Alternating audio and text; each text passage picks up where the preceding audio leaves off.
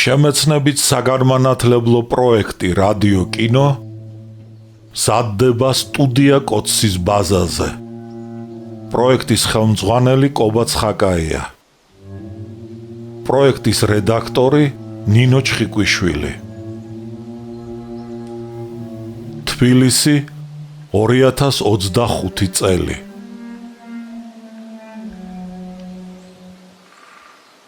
ალექსანდრე ქუთათელი, პირისპირ, რომანი 2 ტომად და 4 წიგნად.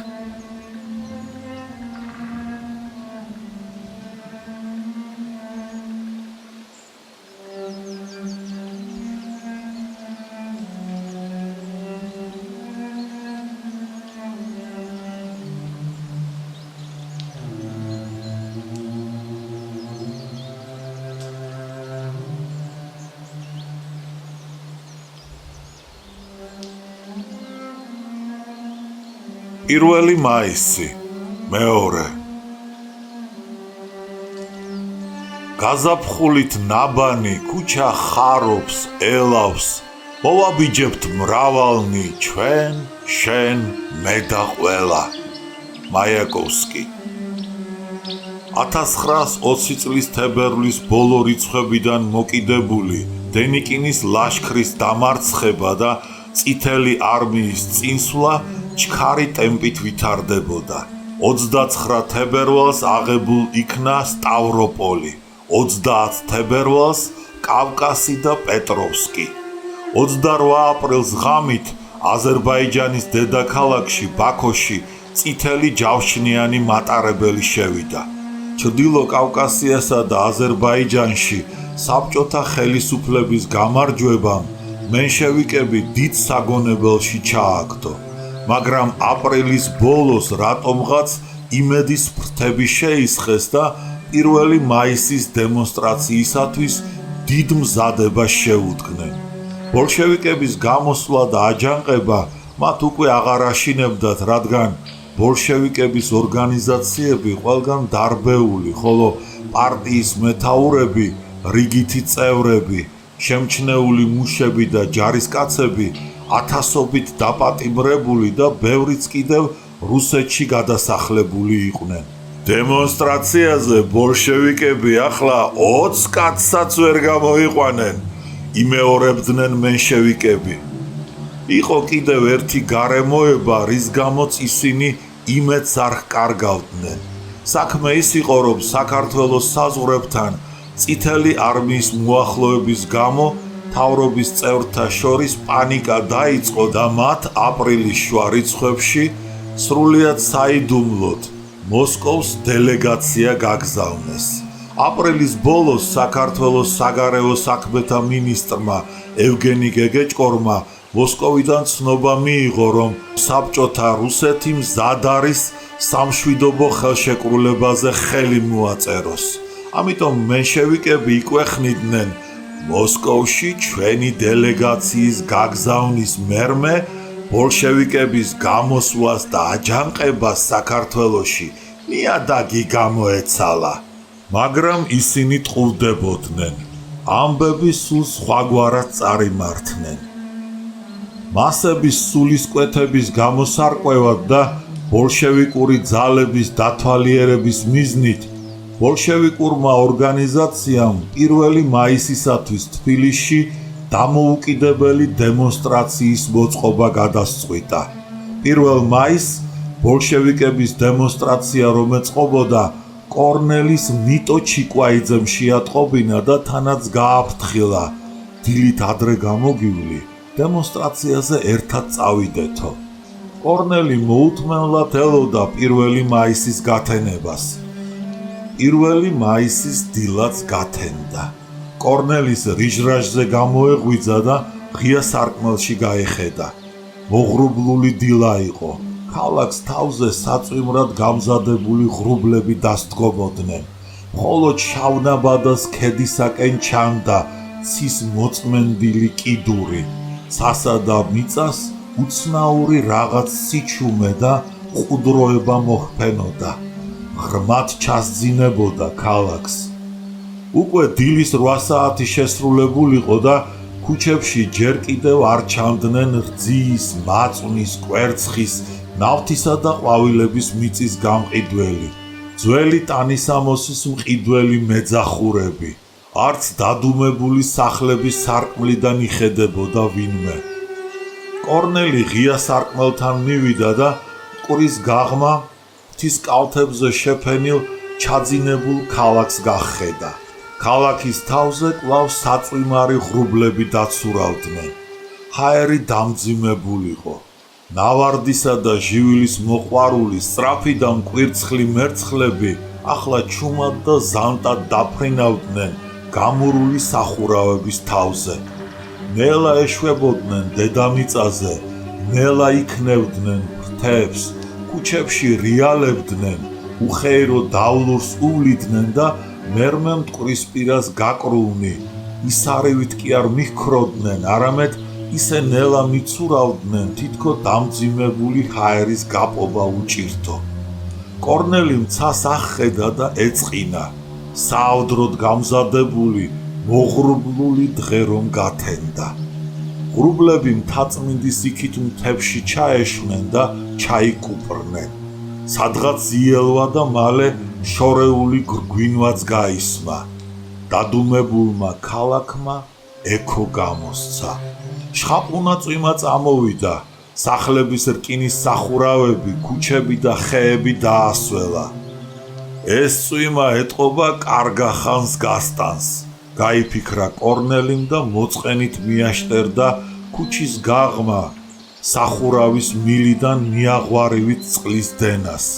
ისე ვიელვა, იქუხა და წვიმამ გულმოდგინედ დაუშვა. კორნელის წინასწარ მეტყველება არ ასრულდა. სულ რაღაც 1 საათს იწვიმა და მერე ერთბაშად გადაიღო. ცის კიდურები მოიწმინდა, ღრუბლები ქედების იქით გაიფანტნენ და მზეც გამოჩნდა. ქალაქს ნათელი დაადგა და ყველაფერი საზეიმოდ მოიკაზმა.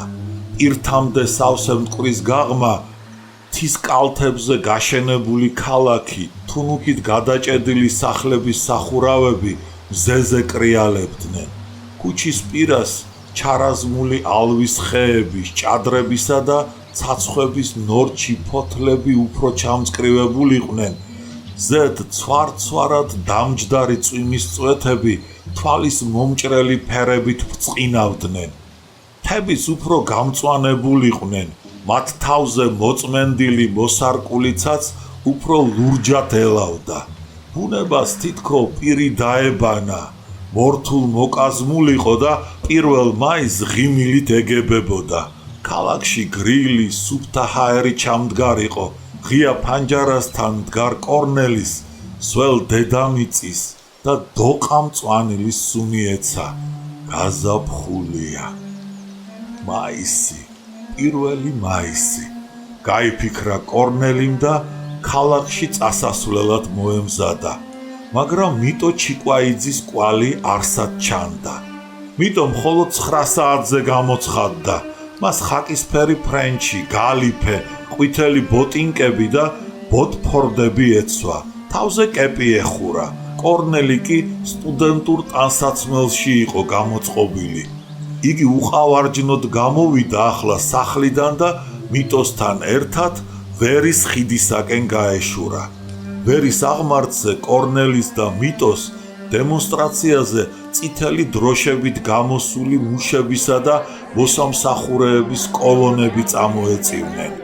მიტომ კორნელის უთხრა: დენიკინის ლაშქრის დარბევისა და განსაკუთრებით კი აზერბაიჯანში საბჭოთა ხელისუფლების დამყარების მერმე მე შევიკებს ისე შეშინებიათ, რომ საბჭოთა რუსეთთან სამშვიდობო ხელშეკრულების დასადებად მოსკოვში თავის დელეგაცია გაუგზავნიათ. როგორ ფიქრობ, საბჭოთა რუსეთი ხელს მოაწერს იმ სამშვიდობო ხელშეკრულებაზე? კითხა კორნელი. ვინ იცის? მაშინ ჟორდანიამ დასავლეთ ევროპის იმპერიალისტებს თავი უნდა გაანებოს და აღმოსავლეთის ფანატიკოსებისაკენ იბრუნოს პირი, მიუგო მიტომ. მიტომ და კორნელი მოუხვიეს.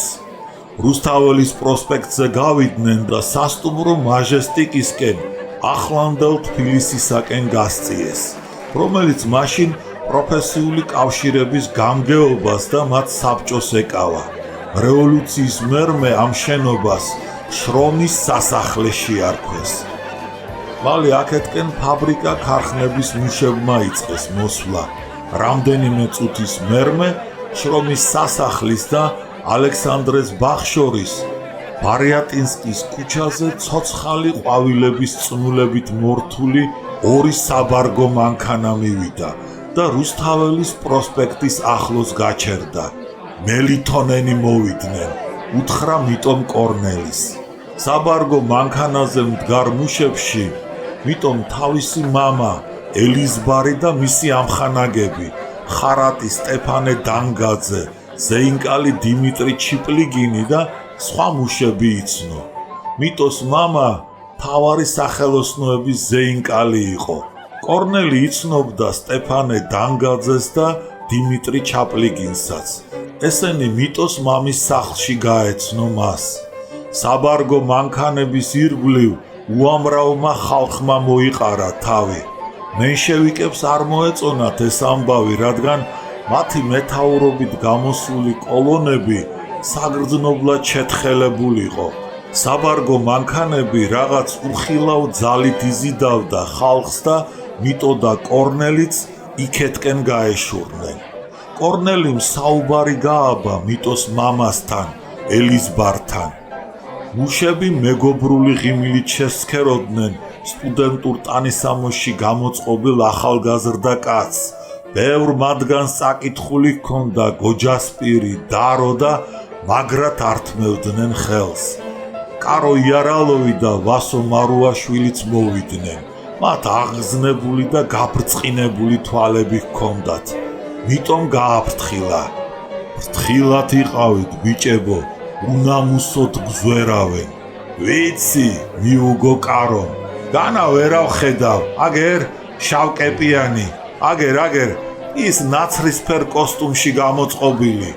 კორნელი მაშინვე იცნო საგანგებო რაზმის აგენტი დომენტი მელაძე. დომენტი გაფითრდა და თვალი ქურდულად მოარიდა. სულ ახალი და ახალი კოლონები მოდიოდნენ. რუსთაველის პროსპექტი ოპერის თეატრიდან დამფუძნებელი კრების შენობამდე ხალხით იყო გაჭედილი. საპირველ მაისო დემონსტრაციის მომწყობი მთავრობის კომისიის წევრები წესრიგს იცავდნენ. კლავზე გაკეთებული წითელი ლენტებით და კერძზე მიკრული ბანტებით მიუძღოდნენ მუშათა კოლონებს. კოლონები სამხედრო ტაძრის წინ, სასახლის ქუჩაზე გავლით, თავისუფლების მოედნისაკენ მიდიოდნენ. სასახლის აივანზე მთავრობის წევრები იდგნენ და დემონსტრანტებს ესალმებოდნენ. უცებ პროსპექტზე რკინიგზის მთავარი სახელოსნოებიდან და დეპოდან მომავალი რამდენიმე 1000 მუშა გამოჩნდა. მუშათა კოლონებმა წითელი დროშებით, სასულე ორკესტრითა და რევოლუციური სიმღერებით პროსპექტი აავსეს.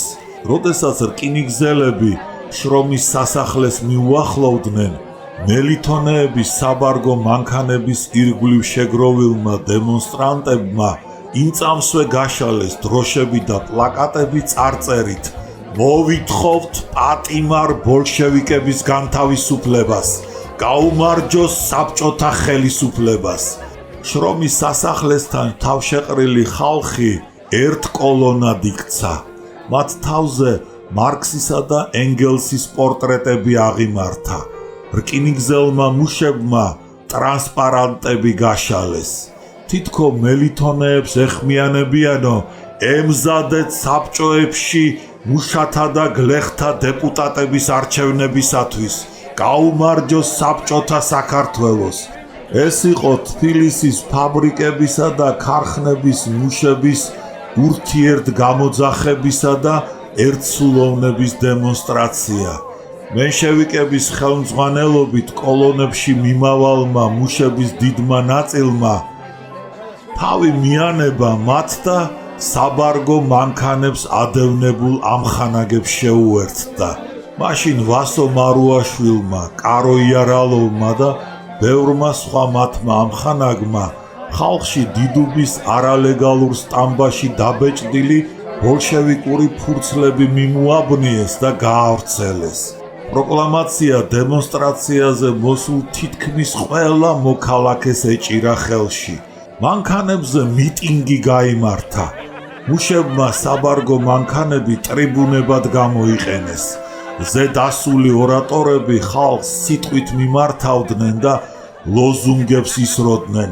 გაუმარჯოს საბჭოების ძალაუფლებას! მენშევიკების სახეზე გაოცება და ბრაზი იხატებოდა.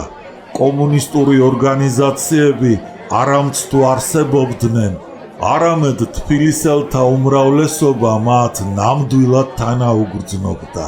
ბრაზისაგან გაფითრებული შინაგან საქმეთა მინისტრი ნოე რამიშვილი სასახლის აივნიდან დარბაზში შევიდა და საგარეო საქმეთა მინისტრს ევგენი გეგეჭკორს კითხა: როგორ მოგწონს ევგენი ბოლშევიკების საქციელი? ვერაფერი ვერ გამიგია ჩვენი ბოლშევიკებისა, ხრები აიწურა გეგეჭკორმა. მათ უთუოდ იციან, რომ მოსკოვი თანახმაა, დაგვიდოს ჩვენ ხელშეკრულება. მაშ რისთვის განაგრძობენ ისინი თავის ავანტურას? ნეტავი შენ, ევგენი, ბოლშევიკებისა თუ რამე გჯერა. რამიშვილს კიდევ უნდოდა რაღაც ეთქვა, მაგრამ ამ დროს ქუჩაში აურზაური ატყდა. მინისტრებს ხალხის ქოთქოთი და წითელი დროშებით მოსული მუშების ძახილი შემოესმათ. ძირს მენშევიკური მთავრობა! შენ რაც გინდა ისა თქვი, მიუბრუნდა რამიშვილი გეგეჭკორს. მე ახლავე გავრეკავ იმ ხულიგნებს, თუნდაც იარაღის ხმარება დამჭირდეს. იარაღს მოვერიდოთ, ურჩია გეგეჭკორმა, მაგრამ როცა ნოეს მრისხანე და გაფითრებული სახე დაინახა, მაშინვე მიხვდა, მასთან კამათი რომ ზედმეტი იყო. რამიშვილი ტელეფონს ეცა. საგანგებო რაზმის უფროსი კედია გამოიძახა და დემონსტრაციის დაუყოვნებლივ გარეკვა ბრძანა. ევგენი გეგეჭკორი კარგად იცნობდა კედიას თავზე ხელაღებულ ბიჭებს, ეწყინა და კედიაზე გაიფიქრა. საქმეს წაახდენს ეგ რეგვენი და ევგენის დააბრალებს. ეშინოდა ბოლშევიკებისადმი მიღებულ მკაცრ ზომებს და რეპრესიებს, საბჭოთა რუსეთთან გამართულ მოლაპარაკებაზე ცუდი გავლენა არ მოეხდინა. მიუხედავად ამისა, რამიშვილმა ბოლშევიკი მუშების წინააღმდეგ მკაცრი ზომების მიღება გადაწყვიტა. მან ჯარის გამოყვანა ვერ გაბედა, რადგან არ ენდობოდა მას და ახლა საგანგებო რაზმს და მილიციას უბრძანა, გაერეკა რევოლუციური დემონსტრაცია და თუ საჭირო იქნებოდა, უკიდურეს შემთხვევაში იარაღისათვის მიემართათ. ალექსანდრეს ბაღთან მცირე მიტინგის მერე მანქანები რუსთაველის პროსპექტით მოედნისაკენ გაემართნენ. უკან მუშათა კოლონები მიხვდნენ, მათ შორის მიტო და კორნელიც იყვნენ. სამოქალაქო ტანისამოში გადაცმული საგანგებო რაზმის თანამშრომელნი საბარგო მანქანებს წინ გადაუდგნენ. მუშებს წინადადება მისცეს, უკანვე გაბრუნებულიყვნენ. დემონსტრანტებმა უარი განაცხადეს და მანქანები დიდების ტაძრის წინ დააყენეს. პროსპექტი სხვა ხალხით გაიჭედა. მთავრობის საპირველმაისო დემონსტრაცია შეჩერდა და ჩაიშალა. საგანგებო რაზმის აგენტები მანქანებს გარშემო ერტყნენ, შოფრებს მისცვიდნენ, დაემუქრნენ და უყვირეს. გაბრუნდით უკან, გაბრუნდით უკან, ხელს მიუშლით კოლონების მსვლელობას, თორემ ჩაგაძაღლებთ. მუშები არ გაბრუნდნენ და შესძახეს. ნუ ყვირით, ნუ იმუქრებით, დღეს ჩვენი დღესასწაულია, დაიკარგეთ აქედან კედიას დამქაშებო. აგენტებმა ამის საპასუხოდ მუშტიკრივს მიმართეს. შეიქმნა ხელჩართული ჩხუბი. მიტო და კორნელი მეორე საბარგო მანქანის უკან იდგნენ. მათ თვალი მოჰკრეს აგენტებმა რევოლვერები რომ იშიშვლეს, პირველი მანქანიდან შოფერი ჩამოსვეს, ზედ აცვირდნენ და იქიდან მუშები გადმოყარეს. ასევე მოექცნენ ისინი მეორე მანქანაზე მდგართაც. აგენტებმა მუშებს დროშებისა და პლაკატების წართმევა მოუნდომეს. მუშებმა არ დაანებეს და შეიქმნა ჭიდილი, ჯახი და მიწევ-მოწევა. ახლა კი აღშფოთდნენ მუშები. აგენტებს დაეჯახნენ და მანქანიდან ჩამოჰყარეს. მაგრამ ჩამოყრილთ ახალი რაზმები და გვარდიელები მიეშველნენ. მუშებს რევოლვერების კონდახები დასხეს. ისევ დროშებსა და პლაკატებს დაცეს ხელი. ახლა ორივე მანქანა ჩაიგდეს ხელში აგენტებმა და გვარდიელებმა და ბევრიც დააპატიმრეს. დემონსტრანტების მაგივრად მანქანაზე ისინი ავიდნენ. თავის დროშები, პლაკატები გაშალეს. მანქანასთან ახლოს მისულთ იარაღით დაემუქრნენ და მათი დაპატიმრება დაიწყეს. კორნელიმ შენიშნა, როგორ თავგამოდებით იბრძოდა და მუშაობდა დომენტი მელაძე. მთავრობა ერიდებოდა იარაღის ხმარებას, რადგან იგი მოლაპარაკებას აწარმოებდა საბჭოთა რუსეთთან სამშვიდობო ხელშეკრულების დადების შესახებ. ბოლშევიკურ ორგანიზაციას გაფრთხილებული ჰყავდა მუშები მენშევიკების პროვოკაციის ანკესზე არ წამოგებულიყვნენ. მათთან შეხლას ჩხუბს მორიდებოდნენ და იარაღისათვის უკიდურეს შემთხვევაში მიემართათ. უნდა ითქვას, რომ შამქორის სისხლიანი ამბების, ალექსანდრეს ბაღში ბოლშევიკური მიტინგის დახვრეტისა და ამ ბნელ საქმეში მენშევიკების ბელადების უშუალო ხელმძღვანელობის გამჟღავნების მერმე ჯორდანია რამიშვილის რისხვას აოკებდა. საგანგებო რაზმის თანამშრომელნი, გვარდიელნი და მილიციელნი გაფრთხილებული იყვნენ არ მიემართათ იარაღისათვის და მორიდებოდნენ სისხლისღვრას, მაგრამ მუშტი კრივი რევოლვერებისა და თოფების კონდახების ცემამ მაინც ბევრი მუშა და მოქალაქე დაასახიჩრა და სიკვდილის პირზე მიაყენა. რა ვქნათ? უთხრა კორნელი მიტოს, ნუ თუ შენ და მე მუშტი კრივში ეს მაიმუნები გვაჯობებენ? წადი აქედან კორნელი, ურჩია მიტომ, რაც არ უნდა იყოს შენ მწერალი ხარ, წადი მოშორდი აქაურობას, დაჭრილი ხარ, ფეხს გატკენენ. არ სადაც არ წავალ, ერთად მოვედით და ერთად უნდა ვიყოთ, მიუგო კორნელი. მიტომ მაგრად მოუჭირა ხელი მკლავზე და რაღაც უნდოდა ეთქვა მისთვის, მაგრამ ამ დროს ქუჩაში მუშებსა და მომხდურებს შორის ისეთი ხელჩართული ბრძოლა გაჩაღდა, ისეთი ორომტრიალი დადგა, რომ მიტო კორნელის მოსწყდა. ხალხმა პროსპექტის მეორე მხრისაკენ გარიყა იგი. კორნელის მხედველობის არედან დაეკარგა მეგობარი. ძალზე შეთხელებული დემონსტრანტების კოლონები, რომელთაც მენშევიკები მიუძღოდნენ, დამფუძნებელი კრების შენობის წინ პროსპექტზე აჩქარებული ნაბიჯით მიდიოდნენ და გარბოდნენ.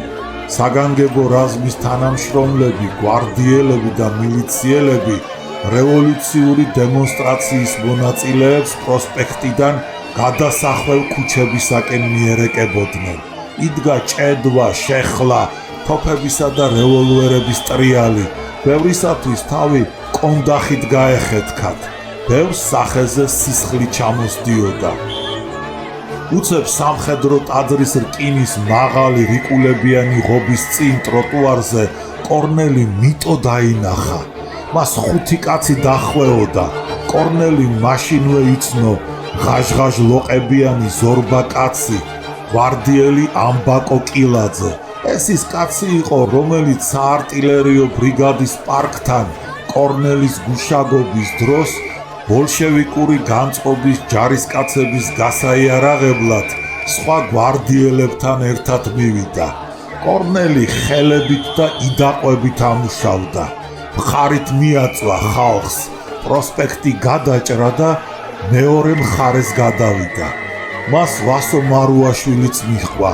განთქმული მოჭხუბარი, დაბალი, ჩასკვნილი, ჭროღათვალიანი, ქერა, მეჩხერკბილებიანი ჭაბუკი. ვასოს ჯარისკაცის ნიშნებაყრილი ტანისამოსი ეცვა. ხუთ კაცთან ჩხუბი დაღლილი, სახე დაშავებული და გასისხლიანებული მიტო ზურგიდან რომ არავის მიჰპარვოდა, სამხედრო ტაძრის ღობეს მისწოლოდა. წინიდან კი ვერაფერს აკლებდნენ. კორნელი მივიდა და მიტოსთან მხარდამხარ დადგა. მეგობრები მუშტით იგერიებდნენ მომხდურთ. ამბაკო კილაძეს სახეში დააჯახა მუშტი მიტომ. გვარდიელი უკუიქცა. თავი ვერ შეიმაგრა, პირაღმა დაეცა და დაჭრილი დათვივით მორთო ხრიალი. ორ გაუშვათ მოკალით მაგისი. გვარდიელებმა იღლიაში ამოსდეს ხელი, წამოაყენეს და ანუგეშეს. რასიზამ ტყვია არ ესროლოთო გვიბრძანეს. გვარდიელებს საგანგებო რაზმის აგენტები მიეშველნენ. მათ შორის კორნელიმ ერთი მაღალი, გამხდარი, შავგრევანი კაცი იცნო და აცახცახდა. იგი კლიმენტი ჩხიკვაძე იყო, რომელმაც კლუბში მაუზერით დაჭრა. აგენტები შეტევაზე გადავიდნენ. მათ ჯარისკაცის ტანისამოსში გამოწყობილი ვასო მარუაშვილი მიემხრო და შესძახა. მისხეთ მაგ არამზადებს. მარუაშვილი ფეხებში ებლანდებოდა და ეჯახებოდა აგენტებს. მათ მოძრაობას აფერხებდა. ისე ყალთაბანდობდა და მოხერხებულად შველოდა მიტოს და კორნელის, რომ ეჭვის არავის აუღია, გვარდიელი ეგონათ. კლიმენტი ჩხიკვაძემ მაუზერი ამოიღო. კორნელის თვალი მოარიდა და მიტოს შესძახა. დაგუნებდი, თორემ გაგათავებ. კორნელიმ უცებს სტაცა მაჯაში ხელი, მარწუხებით მოუჭირა, კლავი გადაუგრიხა, მაუზერი გამოსტაცა, მოიქნია და სამხედრო ტაძრის ეზოში გადააგდო. რა შურები! უყვირა ჩხიკვაძემ და წიხლი ჩააყოლა, მაგრამ კორნელიმ შემოbrunება მოასწრო და ფეხის ქუსლი ბარძახში მოხვდა. აქაც არ მეშვები, შენი, შესძახა კორნელი. ჩხიკვაძე წამით შესდგა, გაოცებით შეხედა. გათოკეთ ეს ძაღლიშვილი! უბრძანა ჩხიკვაძემ თავის ბიჭებს და ჯიბეში ყოველ შემთხვევისათვის მომარაგებულ ბრაუნინგზე გაისვა ხელი. მაგრამ კორნელი მოასწრო. საშინელი ძალით გააქანა მუშტი. ჩხიკვაძეს ნიკაპის ბოლოს კუთხეში დააჯახა. ყბა ბუდიდან ამოუგდო და გულწასული კაცი მიწაზე გაიშხლართა. თავს უშველეთ! თავს უშველეთ! დაიძახა ხალხში ვიღაცამ. მიტომ და კორნელი მოიხედეს. ტაძრის ეზოში ზურგს უკან ხიშტიანი შაშხანებით მდგარი გვარდიელები დაინახეს. მაშინვე ღობეს მოსწყდნენ. ისინი პირველი გიმნაზიისაკენ გაიქცნენ. მათ ვასო მარუაშვილიც მიჰყვა. აგენტებმა ხალხში იარაღის გასროლა ვერ გაბედეს და ფეხდაფეხ გამოუდგნენ. აგენტებმა წინიდანაც მოუჭრეს მათ გზა. მიტომ დაინახა კორნელი დაჭრილ ფეხს მიწას რომ ვერ აკარებდა და მარჯვენა ფეხით კალიის მსგავსად სასაცილოდ ხტომა-ხტომით გარბოდა. შეეცოდა, დაუცადა და უთხრა: გაჩერდი კორნელი, გაჩერდი, ვერცად წაუვალ და მოხრებს კორნელი, იარაღი ვასოს გადაეცი. ვასო მარუაშვილი წელში ეცა კორნელის, თითქოს ისევ აგენტებს შველის და გაქცეულს იჭერსო. ჯიბიდან ბრაუნინგი შეუმჩნევლად ამოაცალა და გაუჩინარდა. აგენტებმა მიტოს და კორნელის ალყა შემოარტყეს. რევოლვერები დააღირეს და შესძახეს. ხელები მაღლა! მიტომ და კორნელიმ ხელები მაღლა ასწიეს.